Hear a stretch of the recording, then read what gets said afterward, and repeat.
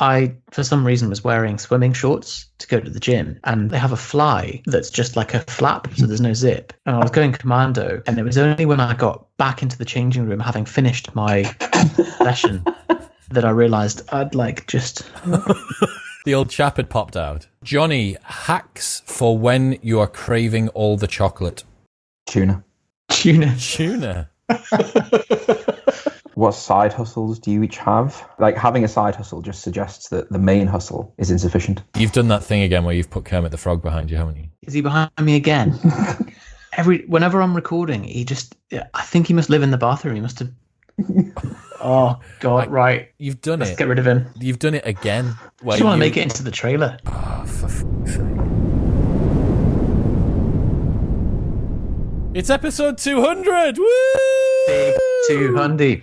200. As if it's been 200 episodes of this podcast, man. Oh my How many God. hours have you spoken on a podcast, Chris, now? At least 300, probably. Probably closer to 400, isn't it? Maybe not. Maybe probably about bang on 3, I guess. But I'm thinking, like, if you have the edited file is the trimmed down version a lot of the time, isn't it? Or is it not for you? Never, and I'd never touch it, man. Never play around with it. But then, Full I guess, ball. yeah. Neat. It's the equivalent of ordering a steak blue. Straight, no frills, no filters. Yeah, just exactly. Pure unfiltered Chris. That's what it is, man. So yes, today we are doing episode 200 Q&As between my Instagram and the Propane Instagram account. We have a lot of questions, varying degrees of seriousness and full spectrum, really.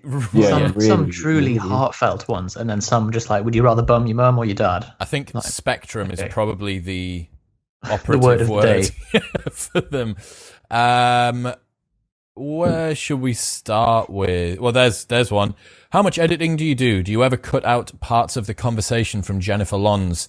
Never, ever cut the episode. The only times that happens is if there's a connection dropout or if someone says something libelous that's like like a litigating nightmare, which essentially doesn't happen. I just don't want to get... What would be an example? You don't have to say what it is, but what could someone say on a podcast where someone might get a bit litigious? If someone doxed someone, if someone said where someone lived or where someone worked or like a celebrity's real name or something like that, like the email address or website that someone like works out of or whatever it might be.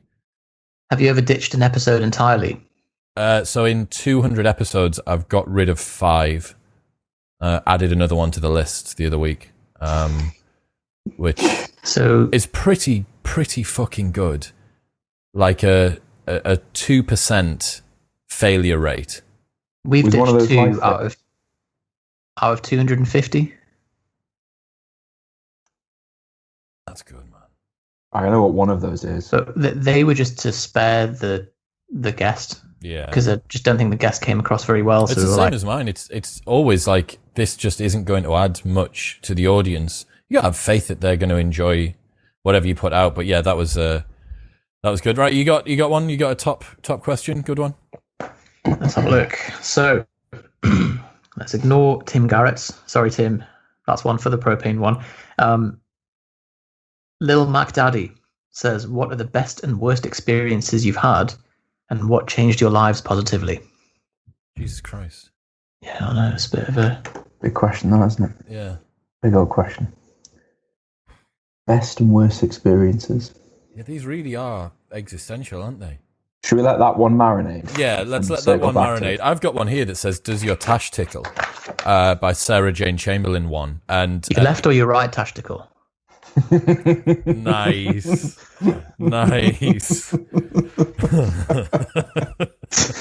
That's highbrow, that's brilliant. I'm having a little bit of digestive discomfort because we went out for dinner last night. We stopped eating about 14 hours ago and I'm still full. You did order a lot of food, Chris. Yeah, I know, but it was the first meal we'd had in like 4 months. It was Chris's question of what does the Guinness Steak Award winning pie come with? And she was like, pie and carrots. And you're like, I'll have some garlic bread as well, please. Yeah. So it doesn't come with pasta. It doesn't come with a side of pasta. Of another dish. Okay. Or pizza. Good. There's no pizza and with the it. Rocky Road cheesecake. Rocky Road cheesecake with rum and raisin ice cream was legit. This is my worst experience today. What's that? This is a parking penalty notice. Not parking, speeding. I bet that you're going to somehow say it was the fault of the... Fault. Yeah. No, it was my fault. Like it was the 34 in a 30 zone. Speed awareness. Speed. I'm going to do speed awareness. Waste of a day, but I hate speed awareness, man. Oh yeah, it's very circular. Patronising, circular. Is a day of your life worth £100? Yes or no? That's the thing, isn't it? But I've been advised because of the premium insurance to just. I think you still have to declare it. Apparently, you no longer need to. You don't declare that you've done a speed awareness course. That's the risk you're willing to take. So. I did. So I did declare that I'd done that thing as like I'd put down 30 miles an hour and then put in the note speed awareness. And it turned out I'd been paying higher premiums for 2 years when I didn't need to. So there's a life hack for you.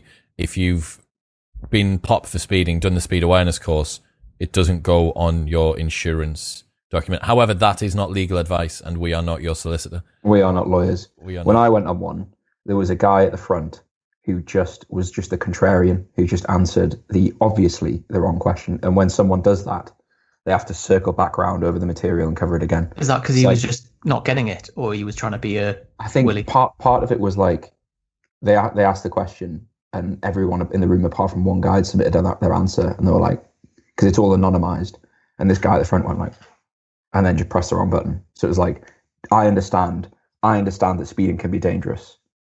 19 out of 20 people, yes, I understand. One person, no, I don't agree. Like, just making the day slower for everyone. Here we go. No way. That's what you got to look forward to, man. Yeah, you're going to hate it. We'll check back in. Once you've done your speed awareness course, we'll check back in. It's fine. What I'm going to do is paint eyes on my eyelids.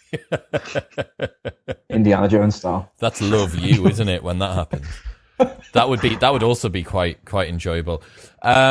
Mike O'Keefe, how you got into club promoting / running events. So I was skint during just after Freshers Week, and I sat down next to my then would-be business partner in my first ever seminar, and I just said, mate, I've spent all my money in Freshers Week, and he's like, I used to work for this company in Leeds.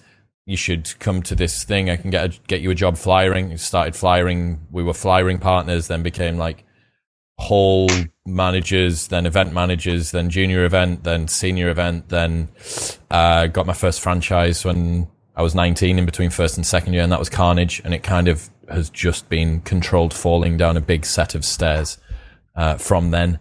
So that's kind of how it's done. We got another one here from Mckay Lag 5. How can I get rid of my nihilism? Wow. Well, it's a nihilistic question to want to get rid of your nihilism. Maybe just embrace it. Is it? I think it's quite proactive and listen to episode 189 between me and Kyle Eschenroder, working out what do you want to want in life. That will help to get rid of nihilism. What have you learned from podcasting? Festim 96. Fucking hell. What have you guys learned within the last month from a podcast? It's probably the best way to communicate with an audience, I think. I think it's because people listen to podcasting when they are like doing something otherwise quite manual and want something interesting or entertaining. And so like you usually have quite a bit of their attention.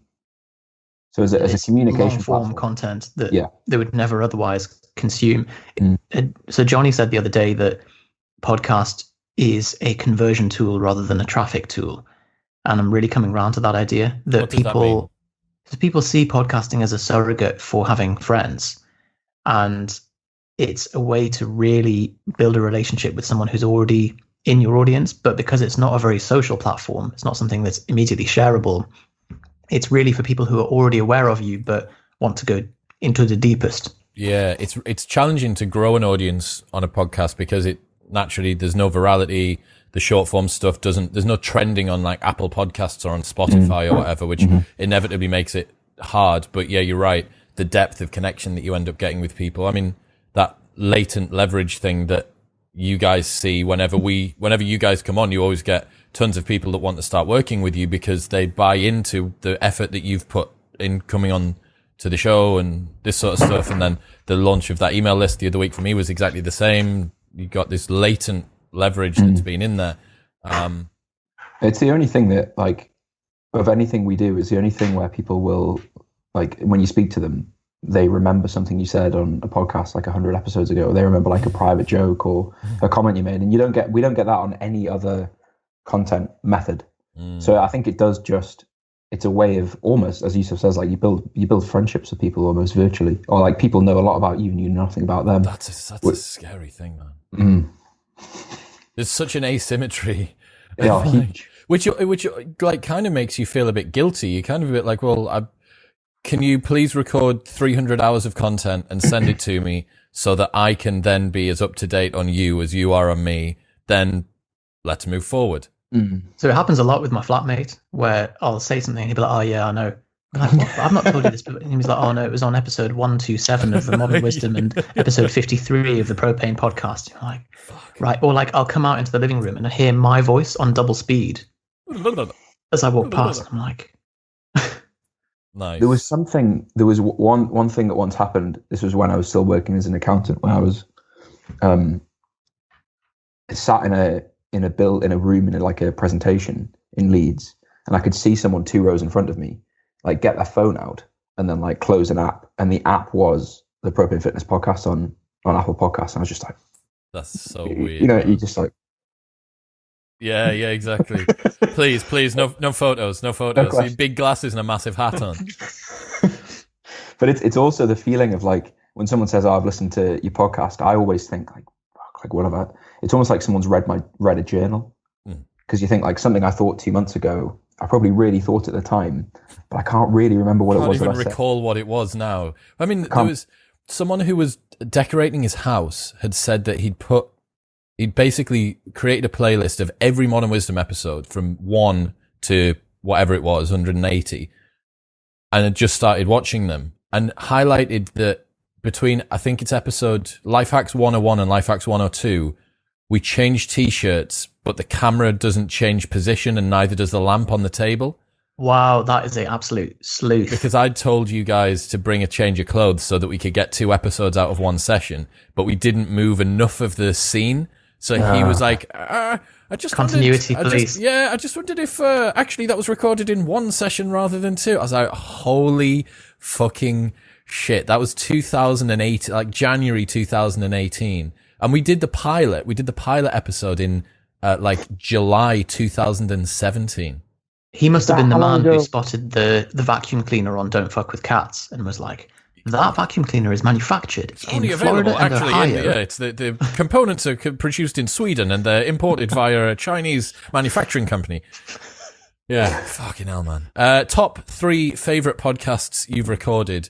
With you guys, I think the How to Survive University episode is wildly underrated. That was a banger. So good. I cannot remember anything of what I said on that episode at all. Do you know what the advantage is? It's all recorded and it's on the internet. Listen to it, can't I? Yeah. Oh, yeah. Just jog your memory. Brilliant. You don't even need to remember anything, do you? You just do loads of podcasts. Always. Like that Conor Murphy guy, just live stream your life and then you'll never need to remember what you did. Yeah, if you forget where you put something, doesn't matter. Just go back to when you last had it on the live stream. Put it up. How to Survive University. Here's one thing I've been thinking.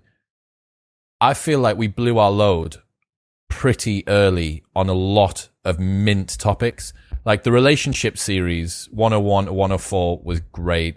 How to Survive University was great. Our confidence episode that me and you did, Yusef, when Johnny was on holiday was episode 13. And it was amazing. That was an old one. Amazing episode, just 2 of us. But now it's like orders of magnitude, like 1,000 times more people listen. And so if you're listening and you're thinking, oh, all of this sounds quite good, I could do it a little bit more Jonny Yusef. There's fucking tons in the back catalogue. So get into the 20s and the 30s and the 40s and crack some of them out. I mean, to be honest, if you want more Jonny and Yusef, like we do have our own podcast as well with Podcasts. 250 episodes. Podcasts, true. One fitness, one business. Yes. Podcasts. I think my favourite Modern Wisdom moment that I've been on was when, well, two things actually. Yusef's just sat with bated breath. Well, you know, because he knows it's about him. So my favourite bit, I edited into one of our videos yesterday, which I'll mention in a second. But okay, what's yours? It's when Yusef talks about how he used to arbitrage batteries. And that's how, you know, like, oh no, don't go to the petrol station. Come to me, I'll get you a good price. I'll give you a good price. That was one of them. Second one is when Yusef told Chris and I that his laptop was custom made for MacBooks. Oh, his laptop bag. Yeah, that's it. Yeah, and Chris and I, in fact, I've got a third one. And then Chris and I just exchanged this glance off camera as Yusef was explaining, burst out laughing, and then Yusef was sat there like, "What are you laughing at? What are you laughing at? Is it the condoms? Is it the croissants? Is it the condoms and the croissants?" God. Third one was Yusef talking about the jaw position, in or out. Yeah, and doing. You were like, why did we talk about that? And we were talking about prognathia and retrognathia and the surgery required to do each one of them. So then Yusef goes like, and like looks at each of us, and then it's because VGD was there with his high def 5K camera, losing it behind the camera. Yeah, just losing his shit. That's another element that no one ever gets to see. The fact that behind the lens, however funny we find something, Dean needs to find it equally funny but be silent. So that's one of my favourite things about the whole thing. Yeah, it's watching. Dean is an absolute ninja as well. He manages to just Well, the funniest. I'm gonna have to take my headphones off here to do this, but it's when he does like a oh yeah. Like a Ninja Warrior style hurdle he's got it down to like spinal reflex level of just yeah. It's like a cat. You know, like when you watch a cat go slowly down. Yeah. I think someone recorded an experiment where they lined up thousands of dominoes in their hallway, and they've got a cat and a dog, and they filmed it from the other side where the cat like traverses the hallway and manages to like really carefully just step over everything. And then the dog just like wades in. What did you say was one of your favourite bits, Seth? What were you talking about? So it's the bit that I edited into our new channel trailer, which is when it's without the sound, but it's what I say when you're in a nightclub in the toilets, you should be protecting your penis from your hands. And Chris went full ragdoll. Oh my God. Yeah. It made me go floppy. It made my entire body go flaccid.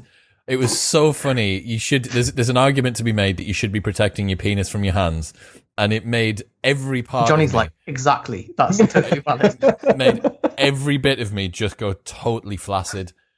It's the delay as well. There was just a bit of silence, and then it just. Yeah, fucking hell. So How to Survive University and Relationships are both sick ones with you guys. Other episodes I've done recently that were great. Kyle Eschenroder, this. How to Work Out What You Want to Want it's so good. Daniel Schmachtenberger was insane as well. Those are quite deep. Great name. Quite deep. Yeah. Oh, yeah, amazing name. What else we got?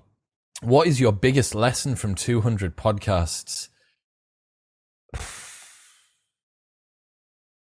Jesus. Your competitive advantage is determined by being authentic to who you truly are. No one can beat you at being you, basically.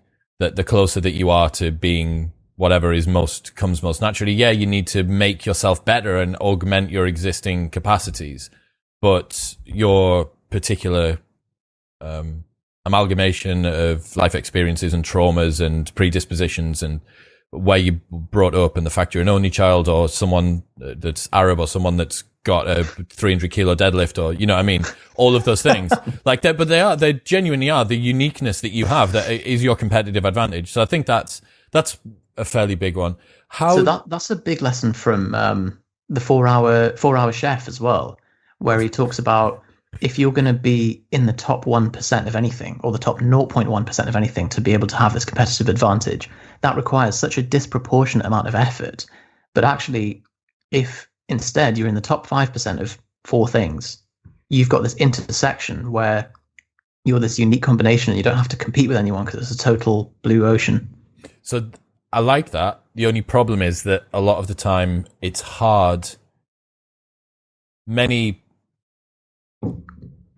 Diluting yourself across multiple different domains that don't enhance each other actually ends up spreading yourself too thin. So they have to be things that do have some kind of... That you can do desserts and patisserie and cocktails and food as opposed to... Yeah, and getting to the top 5% is, 80% of the work, and then getting to the final... Oh, sorry, it's 20% of the work, and getting the final 1% is 80% remaining. Whereas getting to the top, getting published papers in Nature and going hard in academia or hard in competitive swimming or something like that, it's such a grind, and it requires much more sacrifice. I think I agree with both of you that easier to get in the top 5%, but there's an example of if you, Yusef, were a top 5% pastry chef and you were also a doctor and had all these other things, the fact that you're a pastry chef doesn't really help anything. All of the other things don't help the pastry chef. What I'm talking about this in terms of is SEO, Facebook ads, content marketing. Right. And then if you become a full stack entrepreneur, you're going to have much more synergy than if you just become an absolute beast at SEO and nothing else. Yeah, fair enough. How did you start your podcasts, and what is your purpose in the long run? Just 1 second. Yeah. My lesson. Yes. You didn't ask us the question. Sorry. I had a lesson all ready to go. Hit me. And now everyone's oh fuck, I bet Jonny's got a really good point here, and it's average. Yeah, but it's going to be good. Just that we speak to a lot of people who don't start something because they think they're going to be shit at it. And I think go and listen to. In fact, they may not even be on the internet anymore because they were so bad. But our first podcasts are horrendous. We've taken them off. Have we taken them off? It was really shit. Yeah. Done on an old MacBook microphone, on a Skype. I mean, he uses Skype to do these sorts of episodes, and then no editing or anything like that. And then go and watch Chris's first podcast appearance on our podcast called Chris Fit. Is it called Chris Fit? The Love Island in the office. Yeah. And they compare Chris on that episode to Chris now, and people are I'm not going to start a podcast, or I really want to do a YouTube channel, but I can't because I'm shit. I really want to do whatever, but I'll be shit. I'm not as good as the people who've done 200 episodes. Well, obviously not. There's no way to get better at something like this without just accepting that you are going to be really bad at it in the very beginning. That's a really fantastic takeaway. And the other thing as well is that, if you're waiting until you feel like you're ready, you're going to be waiting forever. I know it's a bit of a cliche, Instagram quote thing, but it is the truth. And if it's something that you think that you're going to enjoy, you're not going to lose anything by trying it in any case, right? We say this all the time. You can either be, in a year's time, you can either have moved your fitness business online and have a load of lessons as a result of that, or in a year's time still be thinking, wouldn't it be a good idea to move my fitness business online? Which is better in those situations? Absolutely. And the market is the best form of feedback as well. So even if you put stuff out there and you don't think it's great, if it takes off, you're obviously doing something right. And if it doesn't, you're going to get feedback as to what is the better way to go about this. Yeah. You must have episodes, Chris, where you've done them and you must think this is going to be this is the one, and it maybe does not as good as you expect, and then the opposite. Absolutely, man. Well, it's every episode with us guys where I'm I can get some huge Ben Greenfield or Aubrey Marcus or Derek Sivers or something like that, and it'll perform well, but I'll get more messages about a catch-up episode where we discuss Yusuf's new B-day, shut off a B-day or something, that's what really sort of seems to resonate with people. And I don't know, you genuinely, with content creation, you just haven't got a clue what's going to land sometimes. You've got an inkling. Oh, of course. But your top watched video, which everyone should go and check out on the Propane Fitness YouTube channel, what I learned from 6 months of sleeping on the floor or whatever it is. And it's that totally unpredictable. Yeah. There's no reason that should have done well. So yeah, that's a great thing to take away. If you are considering starting a blog, a vlog, a YouTube channel, a podcast, whatever it might be, crack on. Just go and do it and learn. I think I had one about, someone had asked, it's somewhere down here, about how do I set up, or what's the particular setup for the podcast. This one, the current setup is 2 Neewer LED panel lights, a Logitech C220X webcam. This is a Shure SM7B into a cloud lifter, into an Audient ID14 recording into GarageBand, then Auphonic masters it.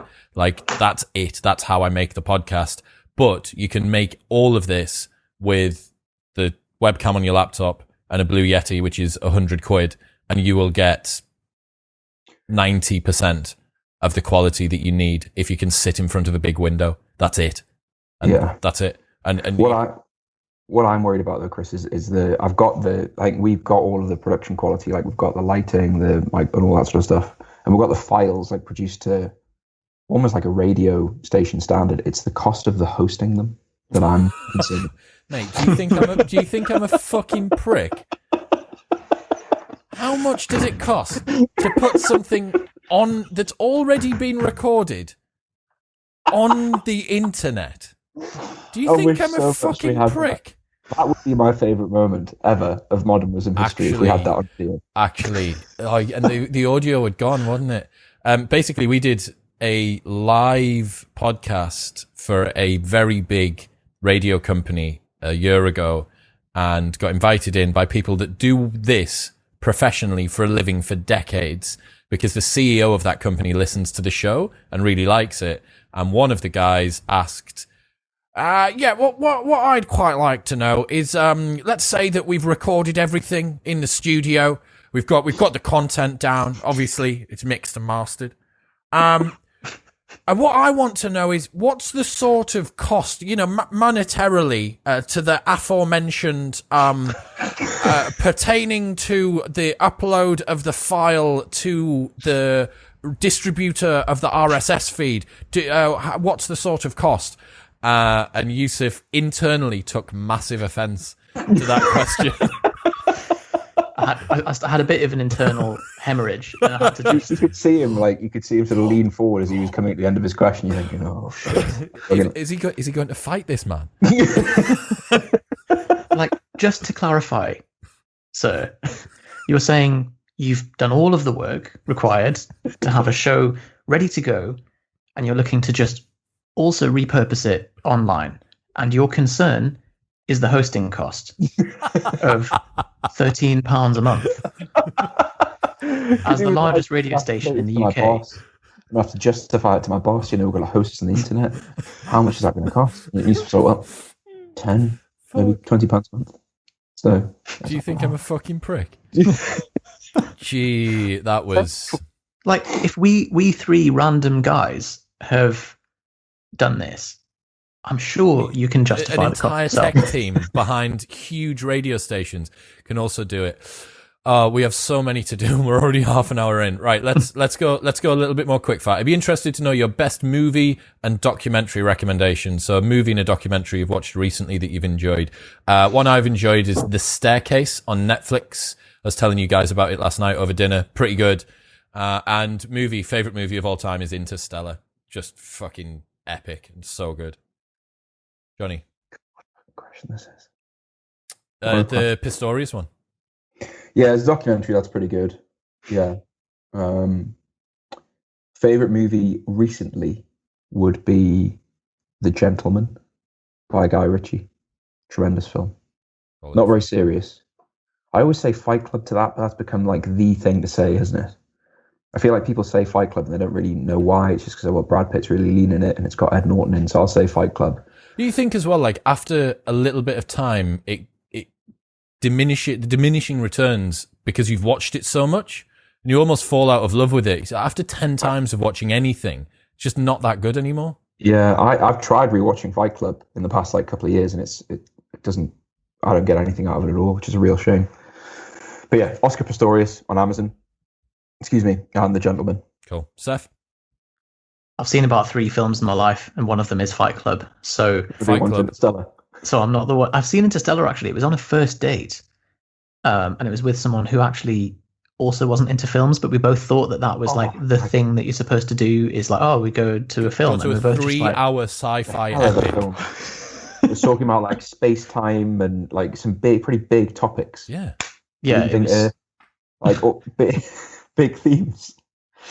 Another shit. film, actually, Parasite, the one I told you guys about.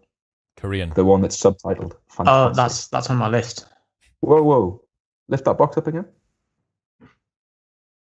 What did Box? It looked like you picked up an AirPods Pro box. Did look exactly like that. No, it's just my wired ones. What did you just have in your hand?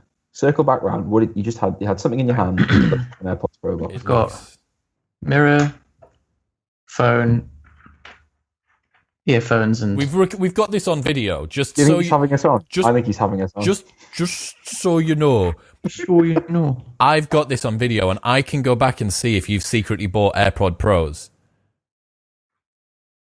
You definitely. Well, you can see picked I've up a secretly got like a Right, adapter and look, stuff, Johnny, but- it's fine.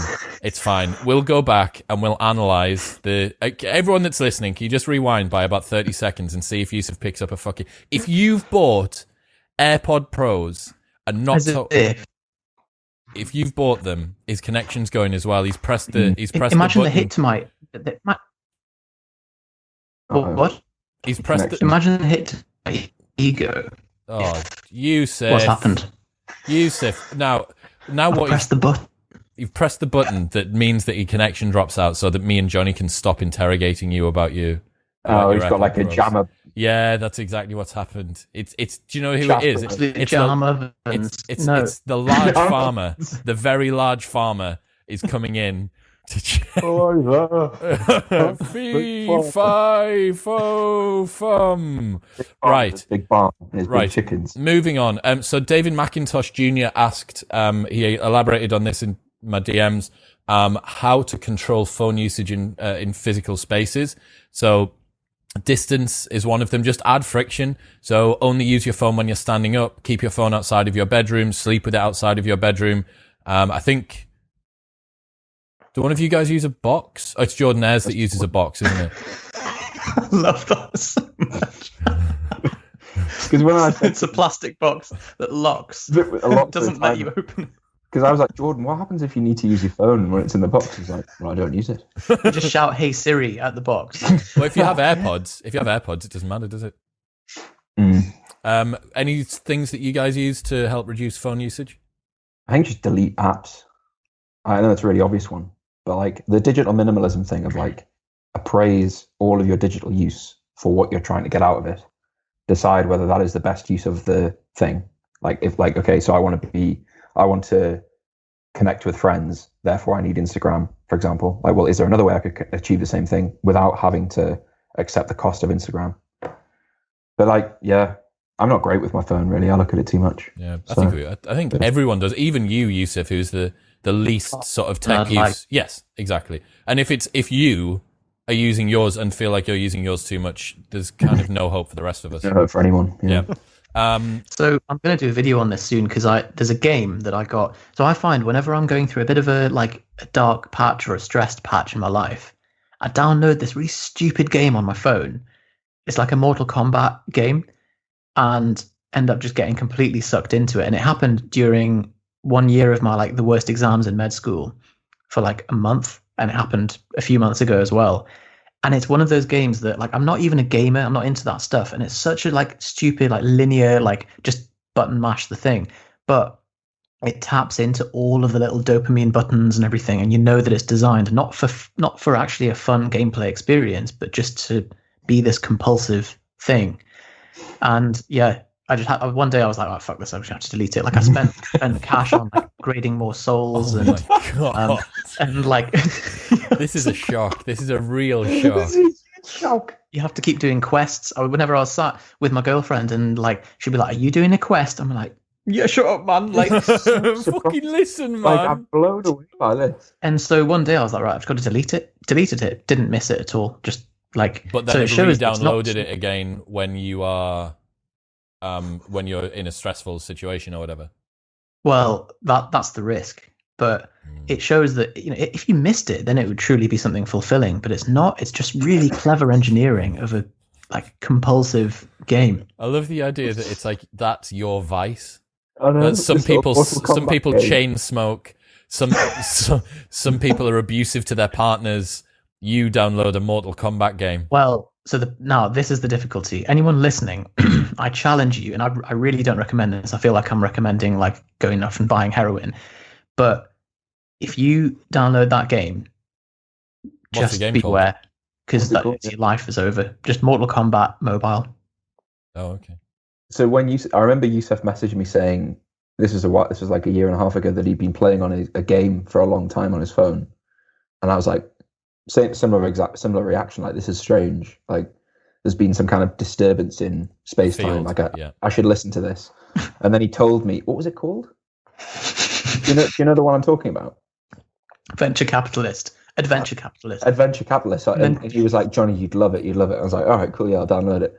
And it got to the point with me where it was the first thing I did when I woke up in the morning was I checked my like accumulated when I was onto like quintillions of when you're running a burger shop that's pulling in like 100 grand a second, and stuff like this, and you're like upgrading you're hiring a manager to run your burger shop so you can invest in an oil tank or whatever it is, and you're moving to Mars and all these sorts of things.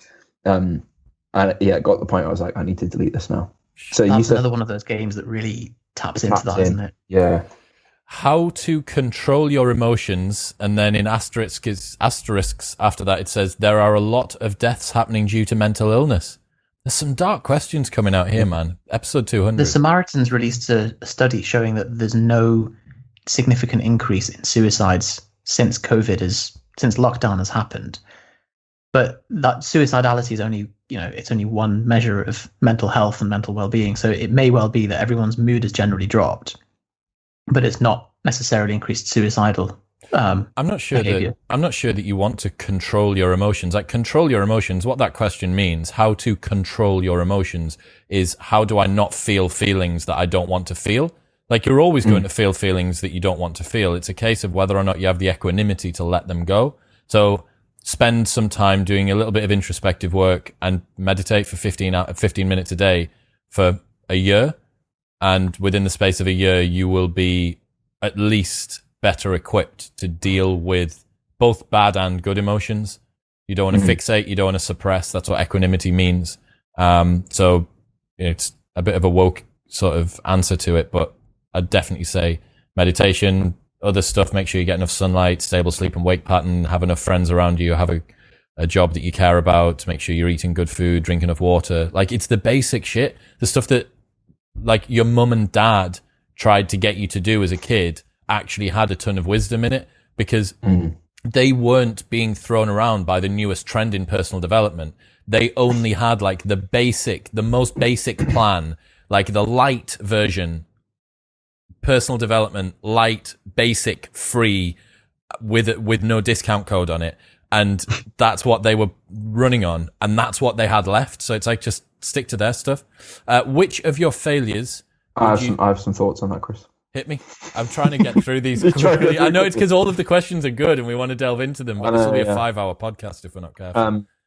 So I think similar to what you just said. So I think and similar to what Yusuf just said, whenever I have like mood, a decrease in mood, it's always when I am like, my sleep isn't very good, my diet's not very good, I'm not, like, my step count's lower, I've not been training as often, I'm on my phone a lot.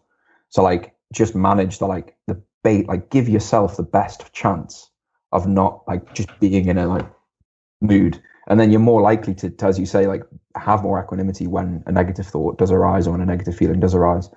And then something I'm doing at the moment is tracking what I do every hour for a week to look at, and I'm tracking my, like, how stressed I feel, how focused I feel, and my mood, to try and spot, like, because I think a lot of the time when you feel certain ways, you are doing certain things or have just done a certain thing, and you don't really spot the correlations in your time. So you're like, oh, look, like, fuck, like, whenever I do this in the morning, I feel shit for 2 hours. Has like, anything come up? Not so far. Like, I'm mainly doing it because we've just brought someone on into the team at Propane, so I'm more looking at, like, what am I wasting my time doing? What's that, Chris? I told you over dinner last night, man. Like, I'm so gassed for you guys to finally have someone like you. For everyone that's listening, Jonny and Yusef have trawled through the sludge of online business for a decade and have kind of pieced together doing. It'd be like me still handing out every flyer for all of my events, scheduling every social media post, doing the accounts, standing on the front door, taking the money at the till, also DJing and making the music happen whilst cleaning the glasses and serving the drinks. Like, you guys have done top to bottom. It's just awesome to see you scale that up a little bit more. Not that you haven't tried before, but I think you've encountered challenges. And I think as well, from a teaching standpoint for your business clients, I think that this is going to be a really important step that you're then going to be able to iterate on and teach other people to do, because you have down how to start a fitness business and then scale it. But how do you then start to relinquish that amount of scaling to delegate that out? And I think this will be like the next stage for the business clients that you have got who really, really want to go to the next level. I think your learning over the next year or 2 years maybe will be like the pro huge penis, like swollen version of your program. Yeah, so we've always had like people who work for us part-time in various capacities, or like people who do specific things, but this is our first like full-time person, so which comes with apprehension obviously and all sorts of things, but yeah, so that's why I'm doing it. But you spot like, certain things. So like yesterday, for example, you guys will be happy about this, like I was like, focus was dropping, like stress was like background, went to dinner and just immediate like stress, like notice like feelings of stress and feelings of happiness just went like so like you're like, okay, like as I already knew, as you said, Chris, like spending time with friends is just an immediate like hard reset. Like you come back from that experience feeling like whatever you worried about before doesn't exist. So there's, I think it's the book called, I can't remember what it's called, but you like make a happiness buffet. It's like 10 things you can do, or like things that I know when I do one of the following 10 things, it almost always boosts my mood. It almost always makes me feel more positive. And if you become aware of those things and you can like draw on them when you do want to feel better. Let's go and have a cold shower. Let's go for a 15-minute walk. Let's have a big glass of water. Let's go and play. I was telling you last night about how much joy I'm getting from playing catch up against the wall with a tennis ball at my Pomodoro breaks. Like it's such a stupid, dumb, childish thing, but it just brings me like pure happiness for 5 minutes. Up 10 points. Easy. Which of your failures would you say has resulted in the most future successes? Bloody hell. I don't know. Why don't we each answer? So like, Seth, if you want to answer one, then Jonny will answer one, because there's like, I still got like hundreds of questions here. Any failures that have come up that have resulted in the most future successes for any of you guys? Yeah. So I tweeted about this the other day and had some interesting discussions with some people about, do you agree with the idea that you should never have regrets? There's always people that say, oh, you should never have it. Now, yes, in principle, that's a nice idea. But there are many decisions that you could take which move you in one direction or another purely by chance. And it's not that the decision was necessarily good or bad. It's just happened to turn out fortuitously or badly. Now, if that's the case, then yes, you kind of regret the fact that it turned out that way, but the decision was kind of neither here nor there. With things that you chose, you actively decided to do, and it turned out badly, and you've learned a lesson from it, as long as you learn the lesson, then I would see that as you're paying tuition to the world. And the quickest way to, or the most direct example of that is in trading. So like Forex trading, for example, where if you make a big loss, as long as you learn from that and learn how to adapt your strategy, that is your tuition to the market.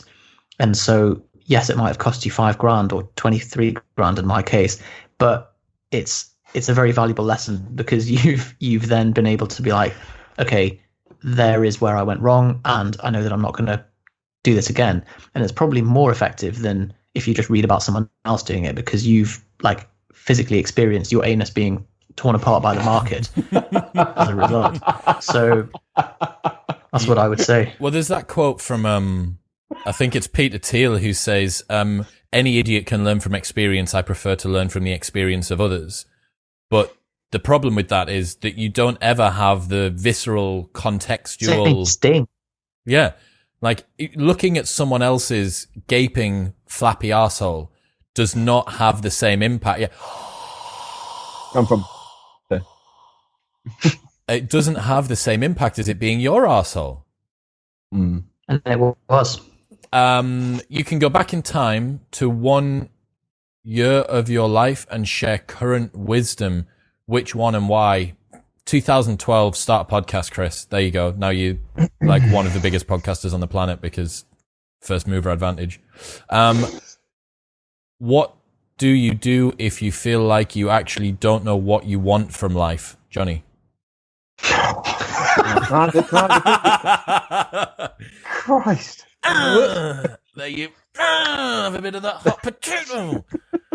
Jonny, just hold this grenade a second. What do you do if you don't know what you want? If you feel like you actually don't know what you want from life, directionless, meaninglessness, purposelessness. I mean, some people approach this as like you should work out what your values are and then make goals based on your values and all that sort of stuff.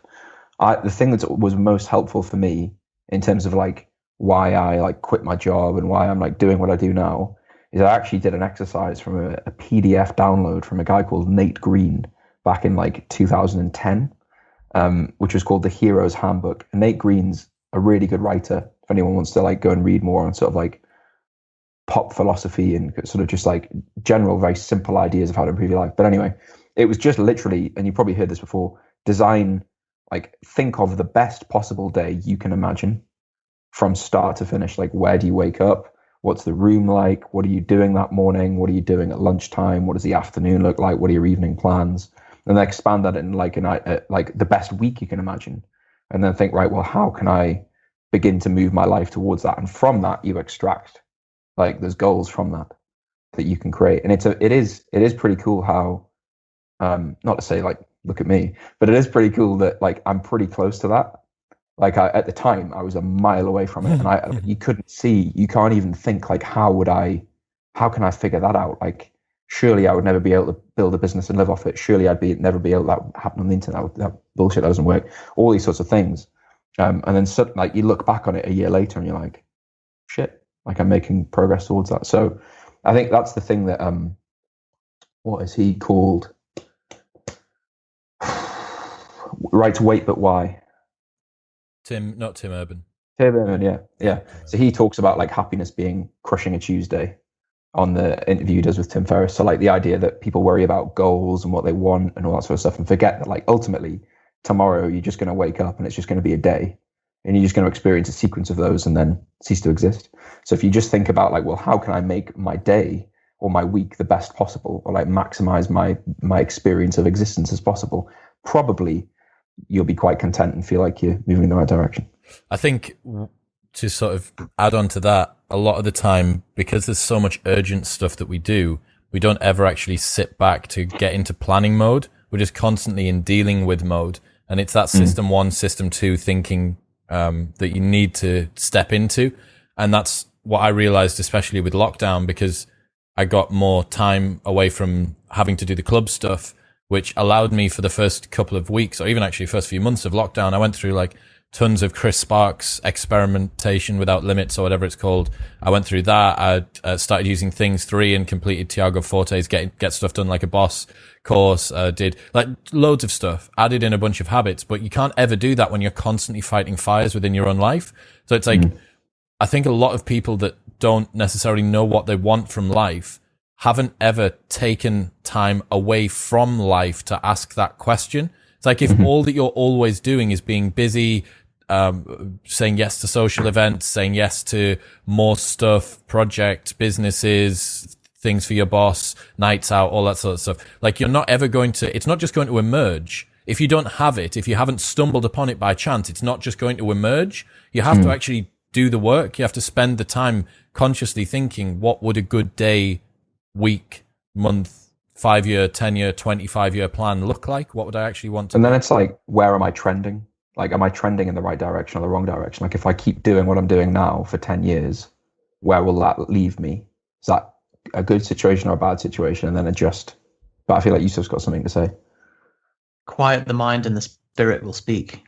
Like, if you're firefighting the whole time, your voice for inner intuition and your existential questions are just muffled because you're dealing with all the crap day to day. So yeah, you have to create some space. Someone told me recently, it might have been one of you two, that every good idea they've ever had in business has been from going on a walk. Was it one of you two? Maybe not. We were talking about some ideas in the shower the other day, weren't we? The notebook. Having a brief notebook in the shower. Yeah, so writing things down while you meditate. Like, things always come to me while I'm meditating. But like, yeah, walking. Someone's, I wish I could remember who it was. It was like they go for a walk in the morning, and that's when like all of that. And there's something about like being in motion and the thought processes that happen when you're moving. But that just the quiet, the mind. So like if you walk without any podcast or anything in, suddenly all this shit just occurs to you. I loved. It was a life hack from a while ago. Drive without any music or podcast on. Like if you just go on a drive to work, like once a week, if you pick Wednesday as your day where you drive to work without any content playing, it's so nice. Like you just get to sit with your thoughts for a bit of time without the input of other minds. And that's this definition of solitude by Cal Newport, right? Solitude is time on your own, away from the input of other minds, not just time on your own, on the phone, listening to a podcast, reading, even that, you know? So yeah. What else we got? Gyms or restaurants, you can only save one from the coronavirus, Yusef. Gyms. Easily. Like, how often do you go to a restaurant compared to number of hours you spend in a gym?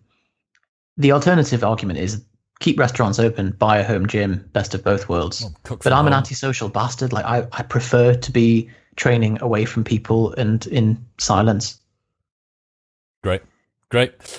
Nick Purvis, a guy that runs Candy Pants podcast, which is great and everyone should go and check out. How do you balance the constant desire for self-improvement without being sucked into a perpetual cycle of feeling like whatever you do is never enough? It's a fucking great question, that, mate. So the line between being tough on yourself to continue to motivate you to do more and being easy enough on yourself to know when you've worked hard is a lot wider than you think. I think a lot of people self-flagellate out of some feeling that it's going to motivate them to do more the next time, whereas that's actually not necessarily the way it works. You need to treat yourself as if you're someone you're responsible for helping. You need to be a friend to yourself. You wouldn't be this way to a friend. There's this song that I'm loving at the moment, which is one of the lyrics says, it's gone. Lyric's gone, so I'm not going to be able to tell you what it is, but I'll put it in the show. Is the lyric, it's Parasite Eve? This is the moment you've been waiting for. That's it. I thought that might be what it was. It's that's what it is. It's just it's hard, man. Like, you know, if you want more out of life, it is very, very challenging to not constantly just feel like everything that you do isn't enough. I think having a very strict quantified metric of your to-do list, hard, stop and work cycles helps that a lot, because if you're never, any ongoing project is always going to be, you can always do more work. Whereas if you set yourself, okay, if I have this much work to be done this day and I do it, then you stop working and it gives you a sense of accomplishment. But as everyone that's got an ongoing project knows, like it's never finished. It's technically never finished. So you have to create these arbitrary done lines that give you some sort of a feeling that you finished it. So, yeah, what else we got? Someone's just written Rogan as a question. Don't know. Well, we discussed that in the last episode, didn't we? The Spotify Rogan situation. Jonny, any tips for becoming a better writer, struggling with essay writing for med school? I'm going to pivot that to Yusef. Essay writing for med school. So I assume that's someone who goes to Cambridge then, because that's the only Speral tag. If it's essay writing to get into med school, then realize that your personal statement will not even be read by the admission staff, and everything hinges on the UK CAT score, which they don't tell you, and it's basically an IQ test that they claim is socioeconomically blind, but it's not, because it's very much favors white men from private education background. But luckily, you can reverse engineer the process, do what I did. I increased my score from 645 to 795. So I increased my IQ supposedly by 1.5 standard deviations, which is not. That's not obviously possible, but it's just the fact that you can just hack the system. Game the system. So That was an ignore example. essay writing. If you go into med school, it's not a skill that you need. Focus on the admission criteria that matter. That's an example of the Scobie stream. Well, do you know what another example of the Scobie stream is? Yusef's connection was a little bit dodgy before, so I messaged him on iMessage on desktop saying, can you check your internet connection? And all that he's replied with is 89%, 144 megabytes per second. What's 89%? What's the percentage? That's the signal strength. Strength, probably, yeah. Actually, that's a good life hack. Wi-Fi signal. It's a menu bar app that tells you your connection speed in real time. Jonny, hacks for when you are craving all the chocolate. Tuna. Tuna. Chocolate tuna. Isn't tuna? Yusef will know the answer to this. Hasn't tuna got the same thing in, or the same something? Mercury. What, is there a lot of mercury in chocolate? I hope not. Apparently, because Tony Robbins, Jonny doesn't like it when I say Anthony Robbins. Anthony Robbins. It just sounds like he's your uncle or something. Uncle Anthony. Good old Uncle Tony had got mercury poisoning from eating swordfish every day. For some reason, he decided to do that, and he said he started to get like psychiatric symptoms from it. And when he stopped, it went away. Jeez.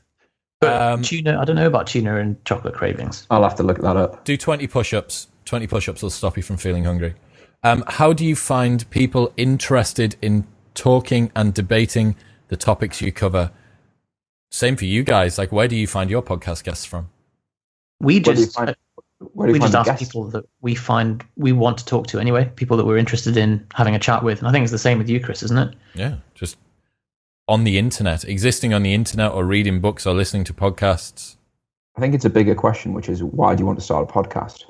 And then, is this about podcast guests? How do you find people interested in talking and debating the topics you cover? I think it's like, how do you find guests? So the way we pick our guests is like, who is listening to the podcast, who is most relevant to that person, who might they find interesting, what can we talk to them about? So like, we've had on the fitness podcast, like everything from like Kit Lachlan, who's like talking about a very specific aspect of like stretching, meditation, all the way through to like powerlifters, and it's like, what might that audience be interested in? That's just the framework, really. Who I don't think I've ever asked you this. Who would be a dream guest to get on the Propane Business podcast from a like insight perspective? Tim Ferriss, insight. Not what do you mean clout. by insight? So don't be asked about clout. Not bothered Just about asking them questions. Yes. Who would you want to learn from the most on the Propane Business podcast? Jeff Bezos. Really? Jeff Bezos, Warren Buffett. Yeah, any billionaire, Elon Musk, or Tim Ferriss. Yusef?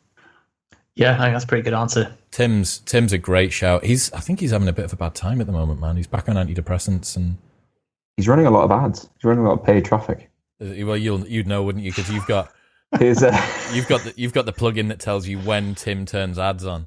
Yeah, it's just a light that turns on in the corner of the room. Something I sent to Yusef, actually. He's got an ad running at the moment for 17 questions that changed my life. It's a download PDF. It is absolutely brilliant.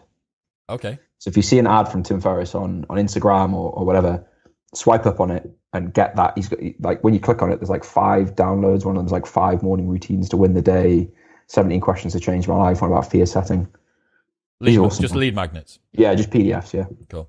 How would you distinguish fact from fallacy in an area completely unknown to you? Just ruthlessly use mental models. Hanlon's razor, Occam's razor, McGill's razor, and if it breaks any of them, fuck it off. That's it. We were talking about this yesterday, which is that whenever you see a news article and it happens to be on a topic that you actually have some specialist knowledge about, and you're like, this is bullshit. Like, come on, Daily Express or Sun or whatever. Like, this is complete.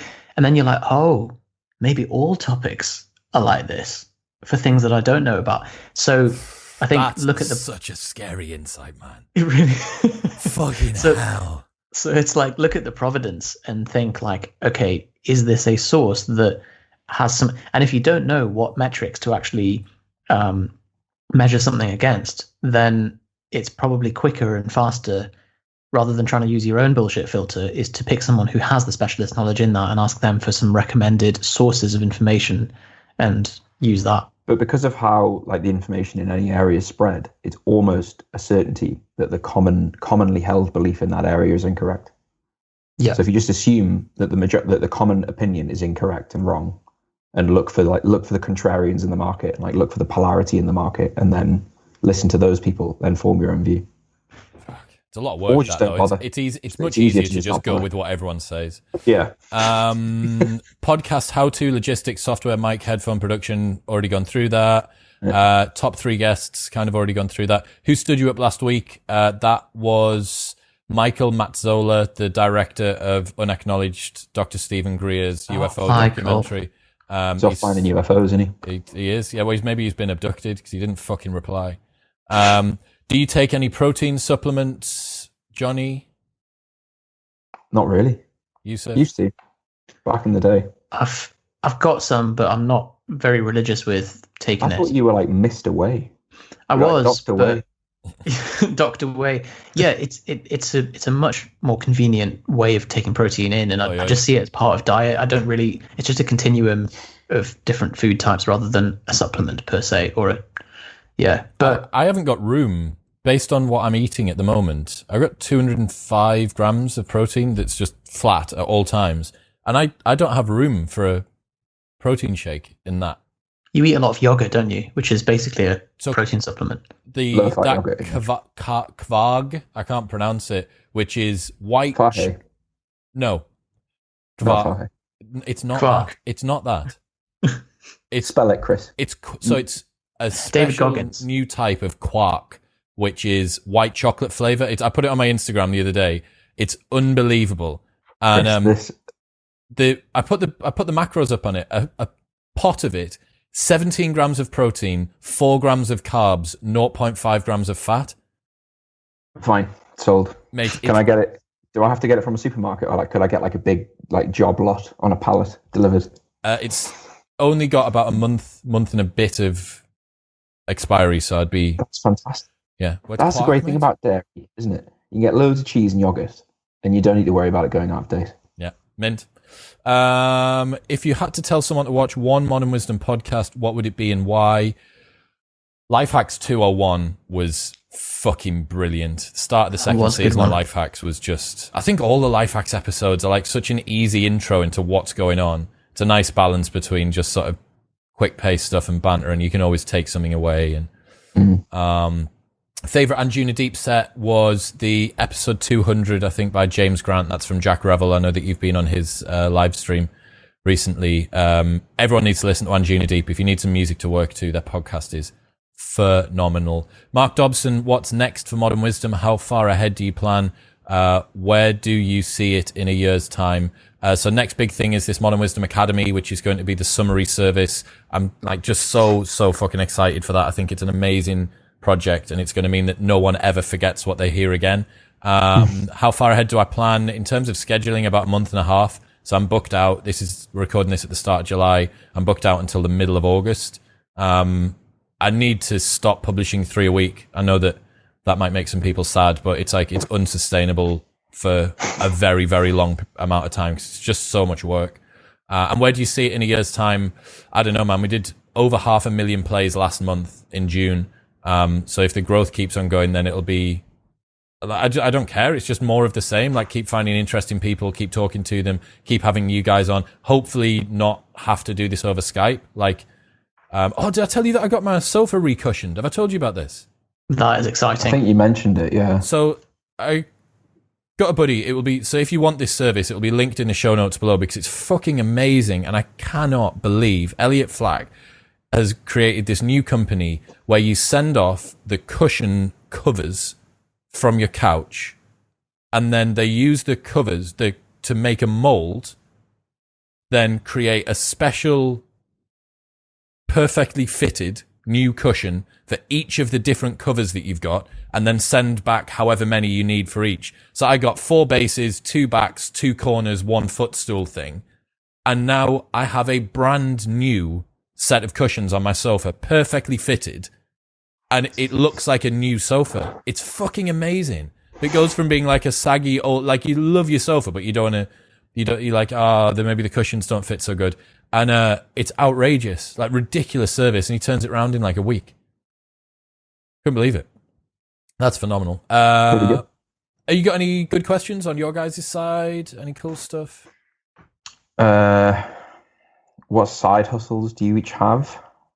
God, Yusef, I want to know this. Fucking hell. How long have you got? He's So still I doing the arbitrage- battery thing, yeah. Still arbitraging batteries, yeah. Hold on. So Hold on. Are you really? no. No. Right. It says everything that you had to check.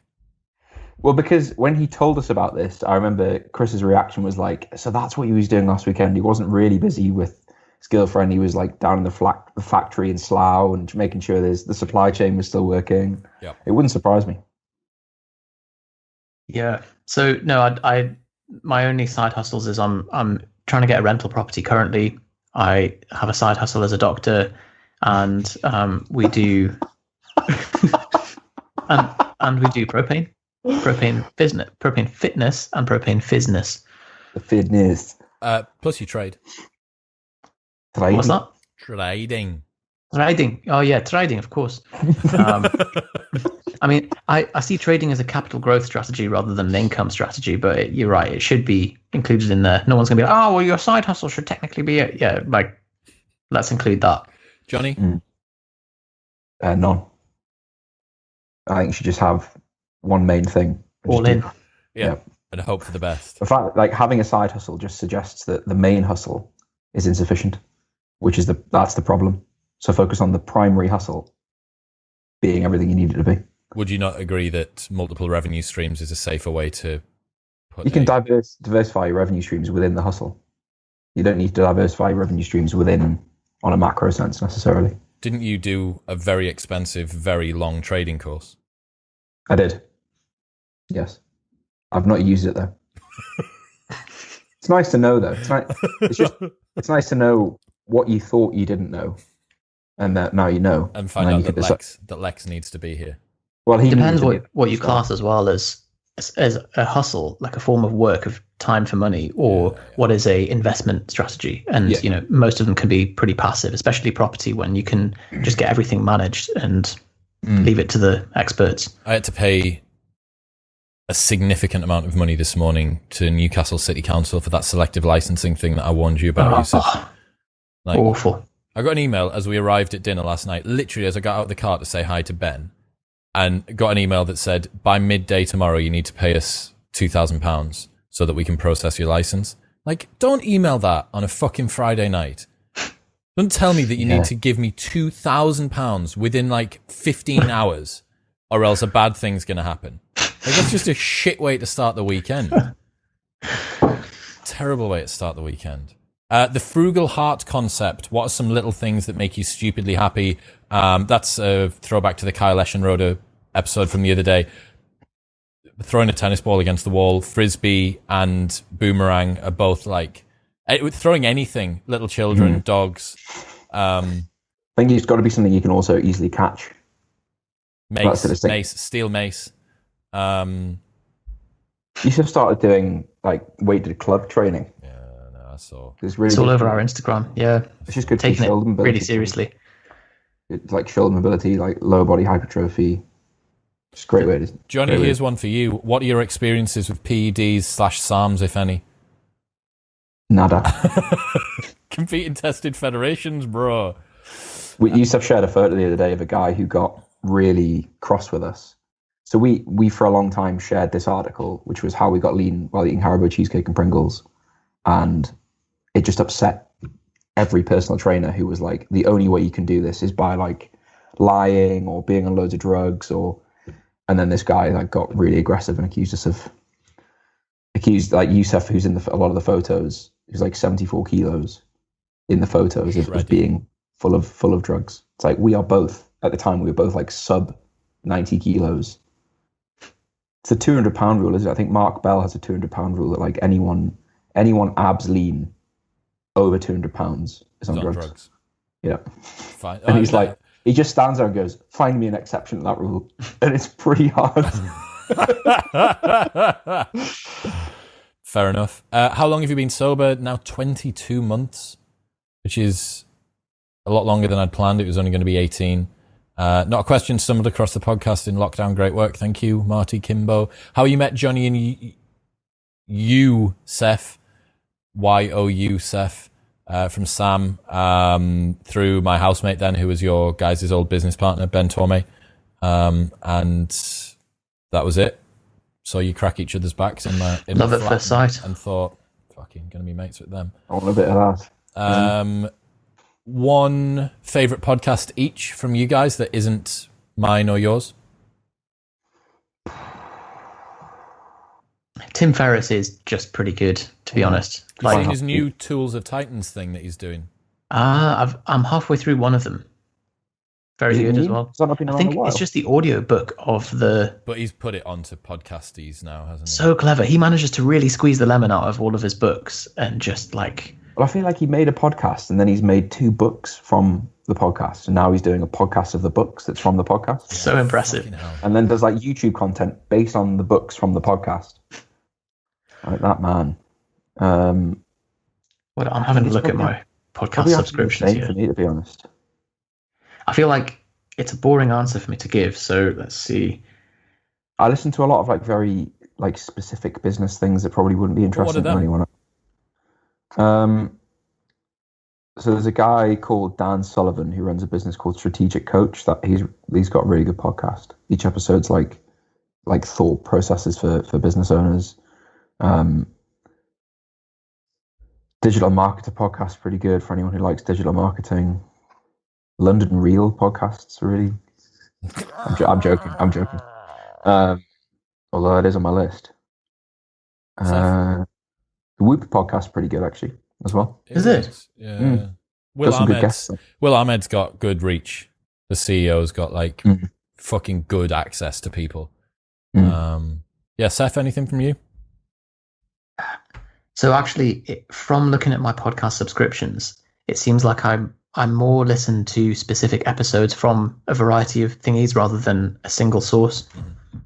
Yeah, it's interesting. I think that's very rare in the podcasting world. I think most people put their faith into a host or a show and then just allow that, because you can't really listen to, unless you're doing it your way and specifically seeking out. Yeah, exactly. Like fishing line goes out and then you find the thing and whatever. Like it's too effortful to go and I'm going to have that guy's on this podcast. He'll be interested and they'll be interested in. I think I'm very lucky that I've got friends that are really into various podcasts and they kind of curate and send me single episodes. And so I've just got this growing list. Can We Pull Back from the Brink from Sam Harris yet? No. Oh, mate.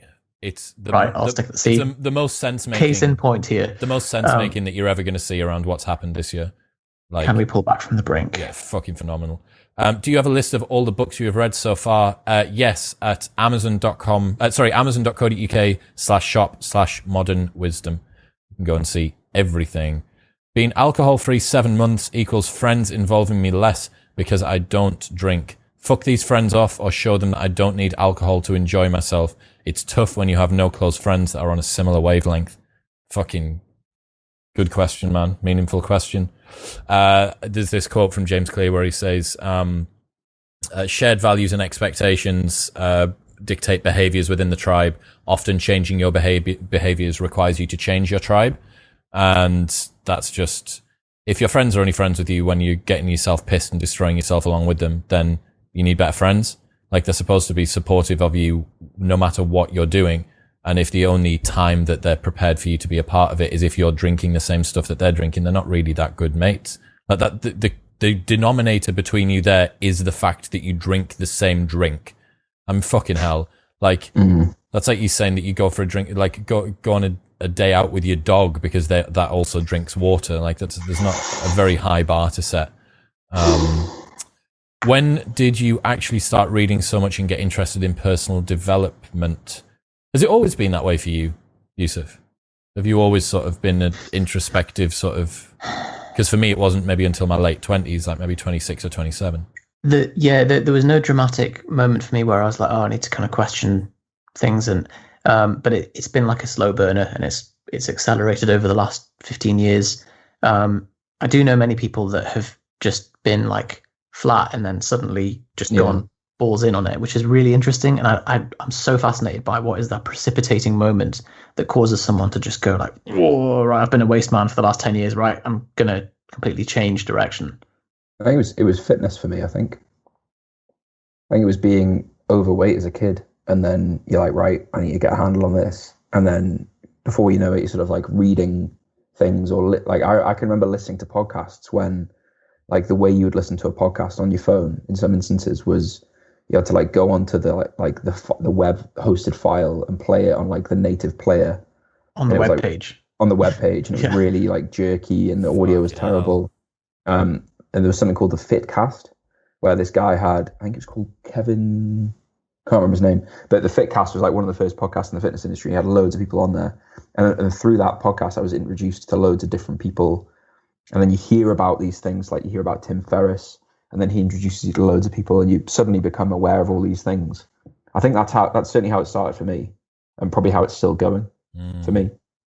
You like access someone's world, and then they introduce you to 5 new people who introduce you to 5 new people. And I don't know many people that tumble down the rabbit hole of new creators as effectively as you do. Like, you just... What do you mean? Just so Jonny will stumble on someone. I don't know whether it's because you have this... You do tend to kind of listen to people like Tim, who inevitably have quite a dispersed guest influx. But then you do sometimes, like, fucking...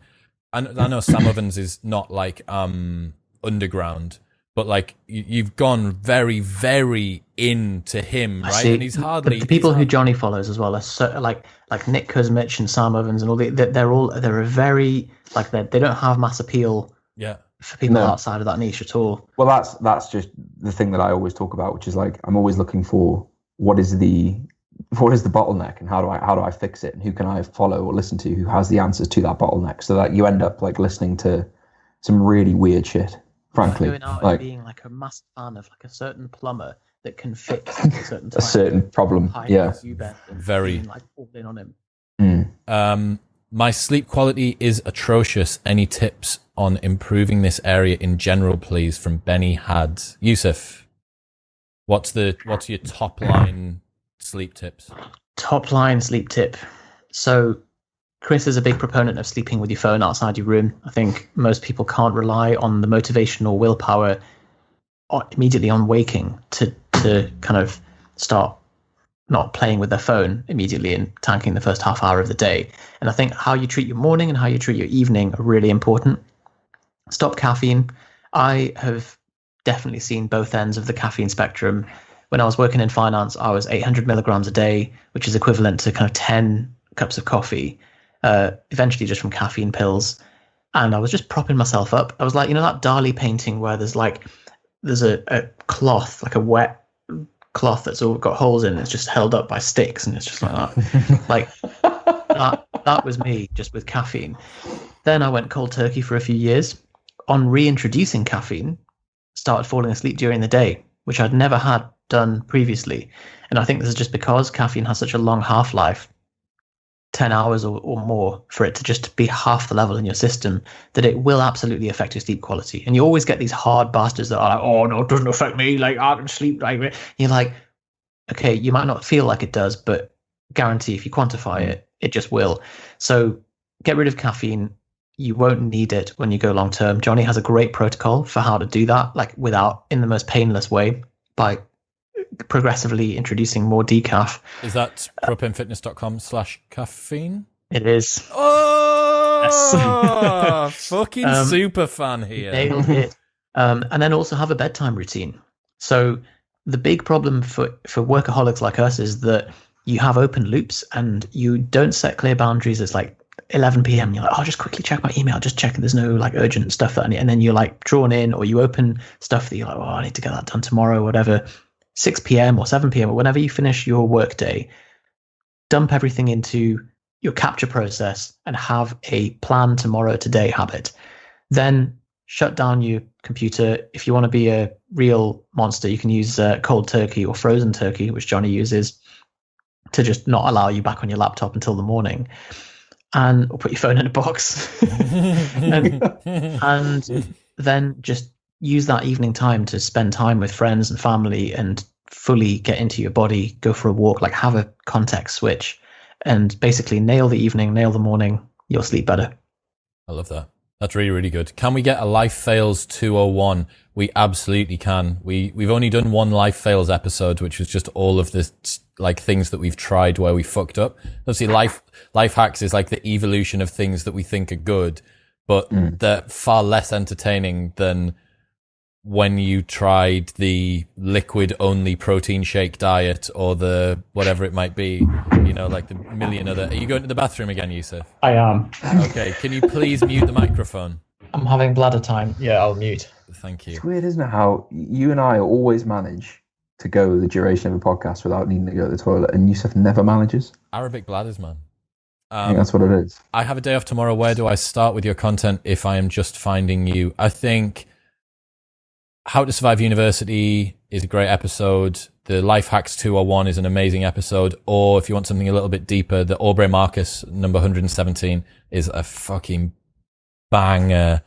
Any tips on hunger cravings, hitting my macros but still feeling hungry and want more? Jonny?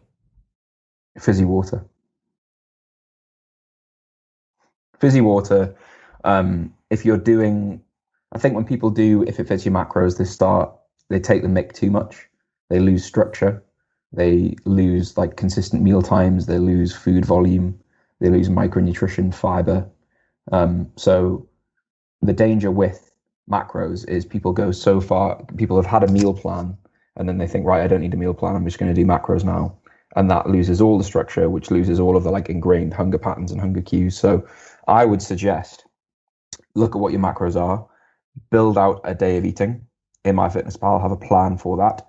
Try and fit in like fruit and vegetables, try and fit in fibrous foods, single ingredient, unprocessed foods. Have some variety in things you like, but try and stick to that as much as you can and try and eat at the same time as much as you can.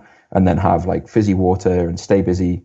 Because often when people have this problem, it's because they're trying to fit like protein pancakes and protein syrup and Quest bars and like sugary foods in.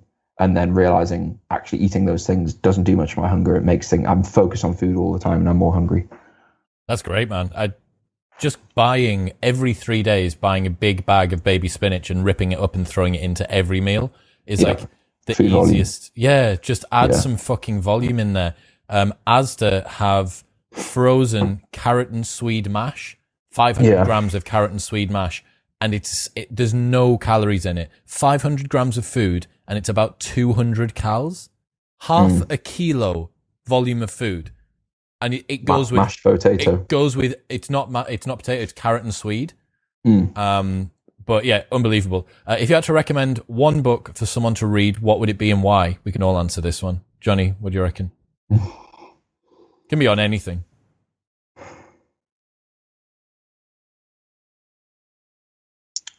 Atomic Habits, probably. Fuck. Was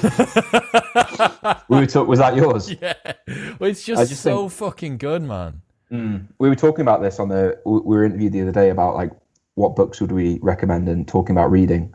And the answers I gave were like books that are operating systems. So like Atomic Habits, if you like, you apply what's in Atomic Habits. If all you did was apply what's in Atomic Habits, it's like a master level upgrade to everything. So like suddenly everything else you're trying to do in your life is easier or better or more consistent.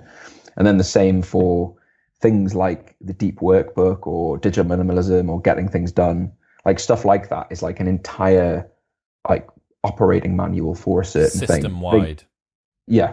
Versus a lot of books are like a single concept that like help one thing, but don't necessarily help everything. So I look for like system level upgrades. So Atomic Habits would be the base of that pyramid. That's a really good one. One book for someone to read, I think The Forgotten Highlander by Alistair Urquhart. If no one's like, it's an easy book. It's a story book, basically, like real life, but story book. And it just totally reframes anyone's suffering. If you think that you're having a bad time, read The Forgotten Highlander by Alistair Urquhart, and you'll realize that there are people out there that have suffered more than you can possibly believe. This guy was captured by the Japanese and basically had dysentery for 5 years and built a bridge over the River Kwai and got locked in tin boxes and then locked on death ships and then got knocked off his feet by the afterblast from Nagasaki and then kept quiet about it because the army told him to for like 50 years and then wrote this as his memoir as a call to arms for what the Japanese government had done. Like, just read that book and it'll chat. I think I'm going to guess, because Yusuf's still muted, that he's still weeing. Is he back? Are you back? No, I'm here. You've done that thing again where you've put Kermit the Frog behind you, haven't you? Is he behind me again? Whenever I'm recording, I think he must live in the bathroom. He must have. Oh God! Right, you've done Let's it. Get rid of him. You've done it again. This is another episode. This is 2 episodes in a row. Do you want to make it into the trailer? Well, for fuck's sake. So annoyingly, there was a really good picture of Kermit bent over, spreading his like pocket, but it's out. The ratio's all off. Oh wow! I'm glad that from a quality perspective, it wasn't going to be used for the background. That was the reason. Yeah, I know. Too pixelated. Yeah. What's your favorite part of being a podcast host? Giggles81. It's like, it's so unfair that we all get to speak to the people that we do. Like, if you asked all the different guests that you've had on Modern Wisdom and on Propane Fitness, Propane Business over the years to spend an hour doing a one-to-one coaching call where you're allowed to ask them whatever you want, we would be millions of pounds in debt. Like, to get James Clear's time for an hour, or Aubrey Marcus, I know for a fact Aubrey Marcus is a couple of grand an hour to get him to do a coaching call. Like, or Ben Greenfield's, like literally one of the most expensive, well-known coaches on the planet. Like, to get these people's time, and you just get to ask them whatever you want. Like, oh, Ben, my knee hurts a little bit on the outside. Like, have you got would you rub CBD on it? Like, you can just ask them whatever you want. So I think that, like, it is very selfishly, it's just a personal development. That's why we started the podcast. Like, seriously, that was the reason we started the Propane Fitness podcast. We wanted to interview John O'Keefe, who just released Carb Backloading. And we got him. We had loads of questions about hormone-sensitive lipase and fatty acid synthase for him.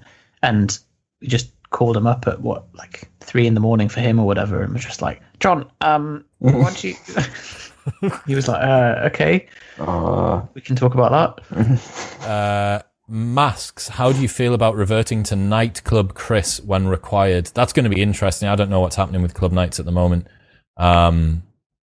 It's just, let's say we went out for dinner last night. I'm pretty certain, I don't know how legal what we did last night was. Is it that they can justify that it's because it's a test run or it's a practice run, it's a private event? Maybe, yeah. Ben had a really complete explanation for it. I think he'd made it up, but it was like, yeah, that sounds right, man. So was that the explanation? It was like, I don't know how much I can say. Can I talk about it as much as I want? Yeah, but just don't say the name of the place in case we get in trouble. No money changed hands in this situation. It was all like socially distanced, and there was very few people there. And it was testing the systems, because obviously, if they were shut and then just today opened to the public and hadn't tested any of those processes, it would be a nightmare. You're more likely to get into trouble if you don't test it. Food hygiene and then let everyone in. Yeah. Like, think about that. I mean, so speaking of which, I went for a burger somewhere in Yarm, and on the way out, as I was paying, I saw they had a food hygiene rating of 0, which I've never seen before. The La Mascara next to Tup Tup Palace had that. Amazing. Like, what do you have to do to get 0? Did you eat the burger? It was after I'd eaten. It was quite a nice burger, actually. But did you have any symptoms? No. Got away scot-free. We got some great questions that I've totally missed at the bottom here. Funniest gym story from Tiernan. I've got a bad one, but I don't know if it's even podcast appropriate. Fine. Well, I mean, that means it's definitely podcast appropriate. Hit us. So I, for some reason, was wearing swimming shorts to go to the gym, and they have a fly that's just like a flap, so there's no zip.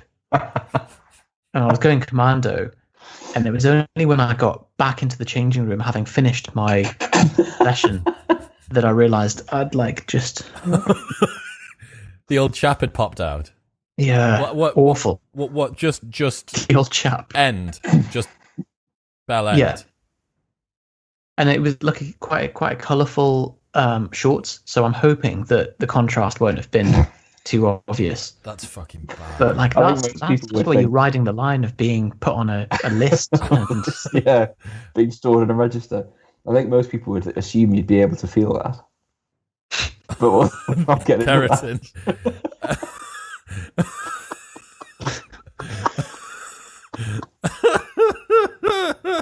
That's why it's not podcast appropriate. Right. Jonny, have you got any funny gym stories? So it didn't happen in the gym. It's also very similar to Yusef's story, and it's about Yusef, but I witnessed it. So it was the first competition we'd ever been to, and it was a weightlifting competition. And you're supposed to wear a singlet and turn up in a singlet and be like, it's weightlifting's quite serious. There's quite a lot of rules. And Yusef got on the platform to do his first snatch or clean and jerk in like tracksuit bottoms and a t-shirt. And he was about to lift, and the judge was like, whoa, you Excuse me, Sonner. You can't dress like that. Like, you need shorts. We need to see that you're not like wearing anything supporting underneath. So Yusef just took his trousers off and he just had boxers on. Pink Vodafone boxers. Vodafone. Promotional boxers, bright like fluorescent pink. And then the judge, like, she said something like, "Are you mocking me?" or something. And I was like, "Well, no. Like, what do you want me to do? Like, you said take off my trousers, so I have." And then one of the coaches ran over to this like 10-year-old boy and just shouted out, "Take off your trousers! Take off your trousers!" And like whipped his trousers off and like gave me his little shorts or something. And then was allowed to lift. A single red light from that judge who was already miffed, obviously, but made the snatch.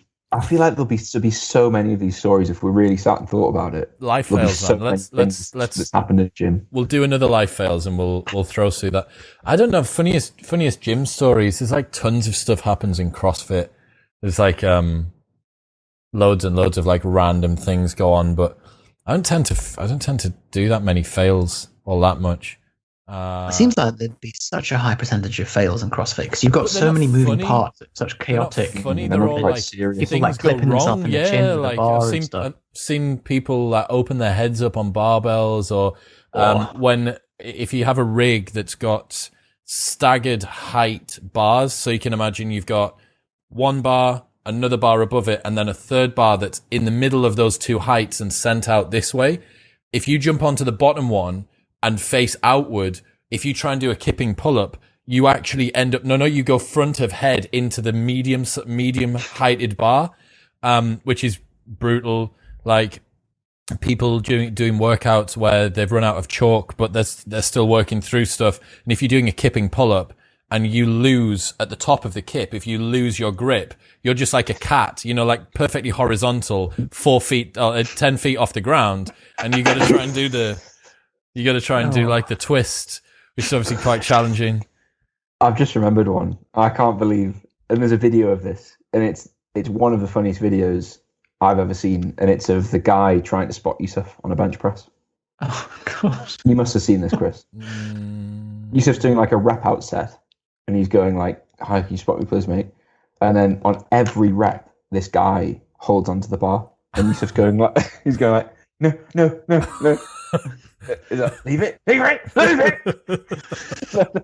ends up like shouting at this guy. What, on every rep? On every, like, it's at the point, I can't believe you've not seen this. I've never seen it. It's hilarious. And then he stands up and goes, "Cheers, mate," and walks on. Thinking, never going to ask this guy again. He's a rep and he's like going, and the guy tries to re-rack the bar, shouting progressively louder at him, "Leave it." We have had a few of these. So there's two that's Johnny's had. One is in David Lloyd. A man runs up to try and save Johnny, even though like he was struggling a bit with the rep. It wasn't like imminent danger. Guy runs over and he's got like a meter of wet tissue like coming out of his shirt, and it just like comes on Johnny's face. Guy basically teabags him. And it's like, that's more unsafe than if you just let him do what he's doing. I'd racked the bar and sat up, and the guy had like done nothing, but on my face still was his sweaty tissue. Again, this is on video. Unbelievable. the other one, also in a David Lloyd, was Johnny doing a front squat with 140 back in the day. And this guy comes over and in a very thick South African accent goes, "You're not playing." Johnny goes, "I'm sorry." He goes, "I say you're not playing. How much is that?" And Johnny's like, 140. He's like, "Pounds." Johnny's like, "Yeah, okay, pounds." There's also another one in a David Lloyd where I had just missed a 230 kilo squat. So like, and that's like missing after giving it a really good try. So it's like, it's a very intense experience, like very peak experience. Just dumped it forward, big bang, stand up. And this guy goes, "Tell you what, mate, never trust a garage." I'm like, what? Like, what? Never trust a what?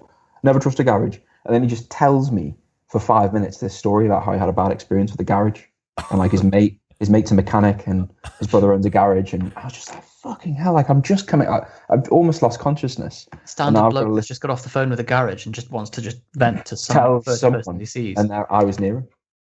See, this is what I mean.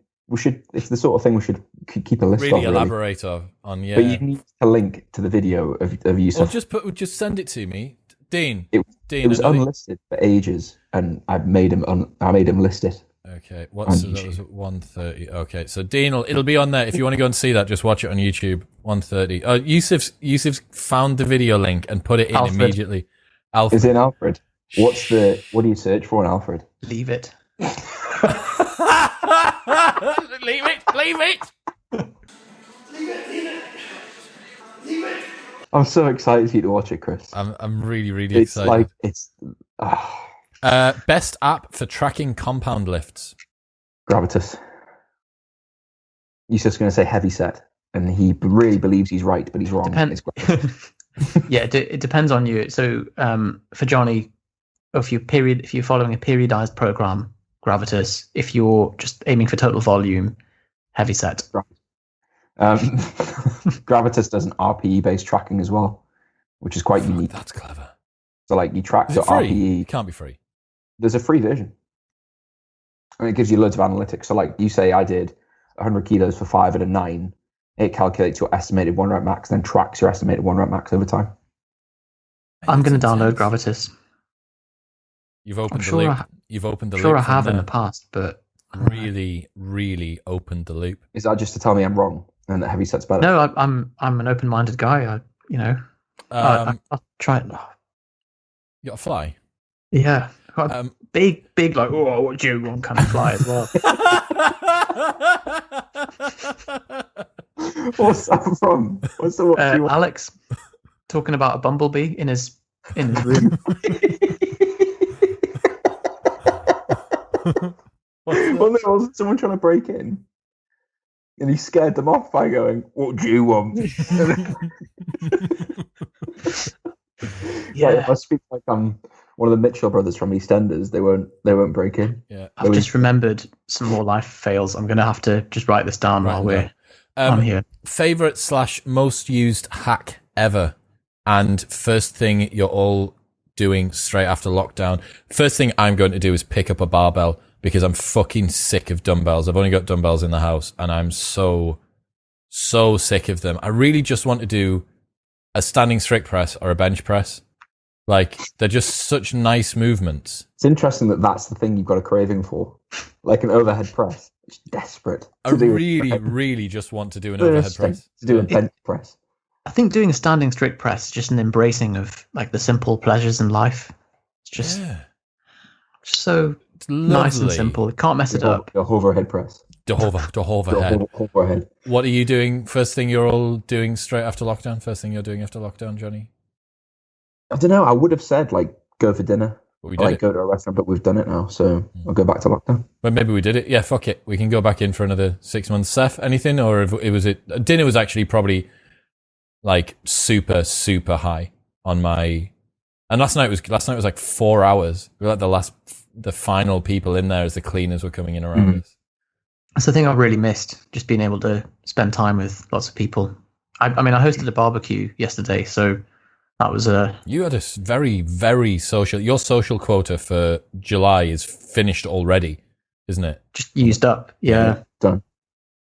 Favorite / most used hack ever? Phone outside of the bedroom for me. Like, It's the biggest change in life quality immediately, I think.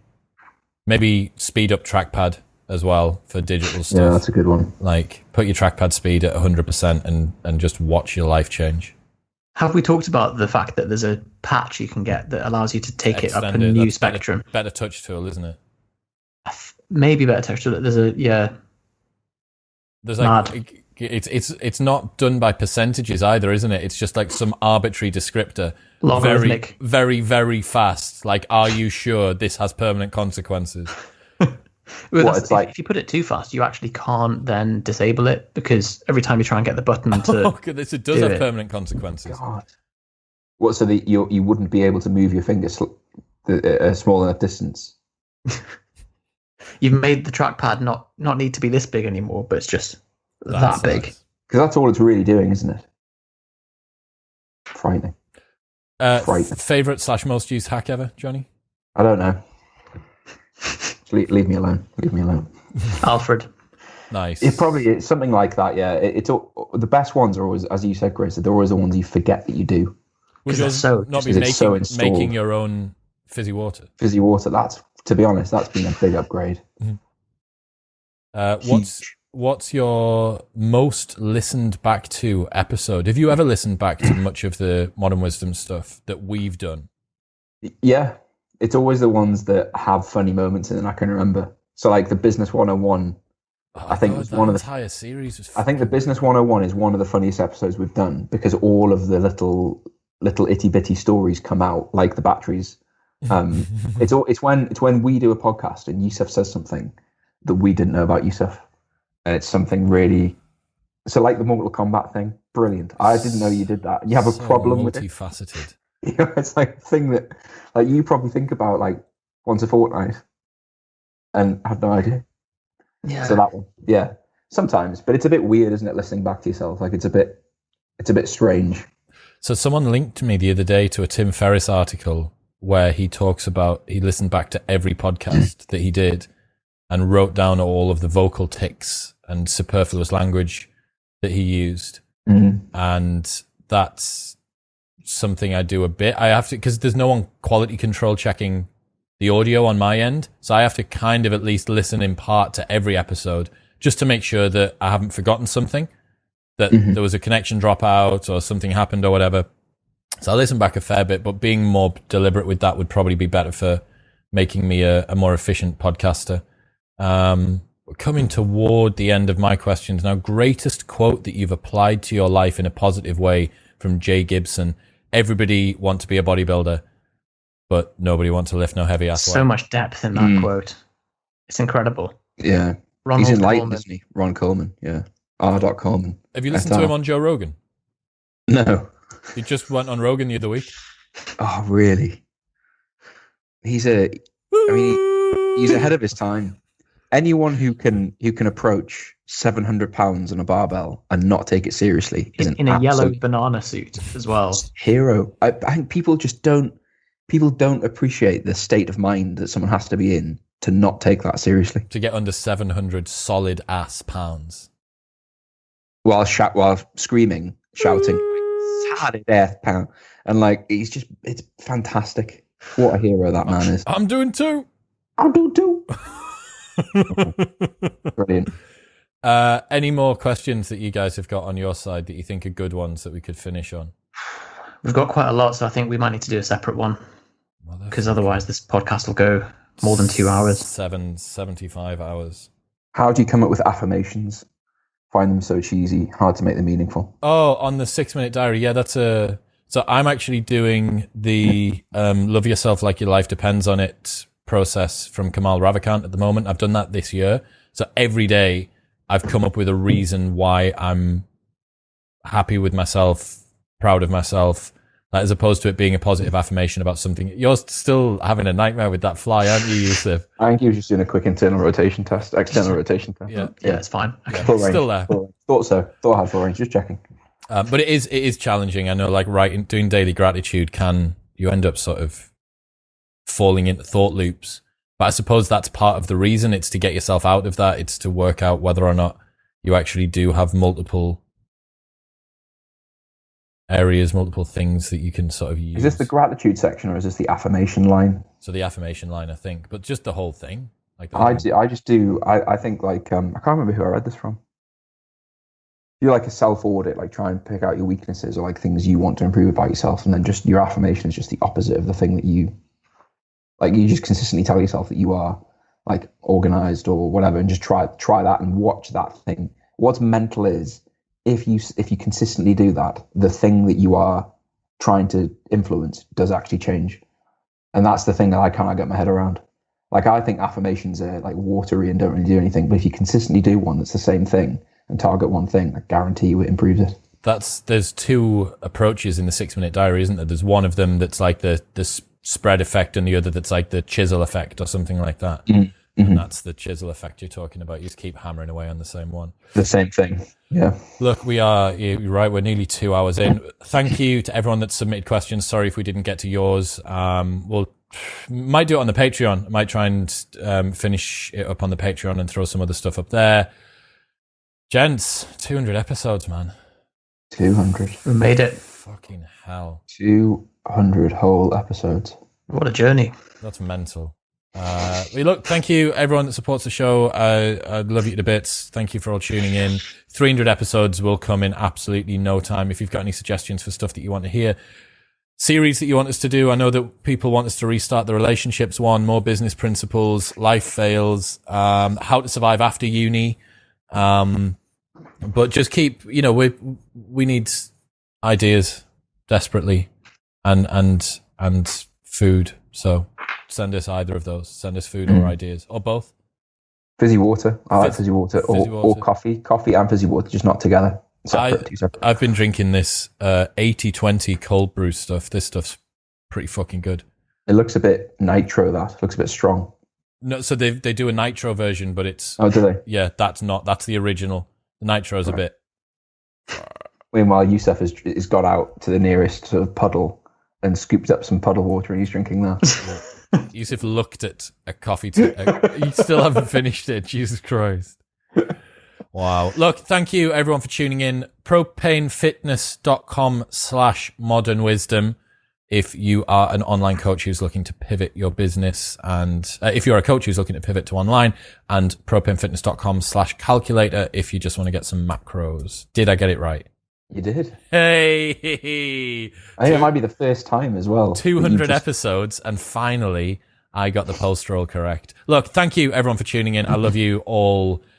200 episodes is a fucking amazing achievement. Shout out to Video Guy Dean, who is not here, but he will be doing the edit behind the scenes. Okay. Goodbye. Bye.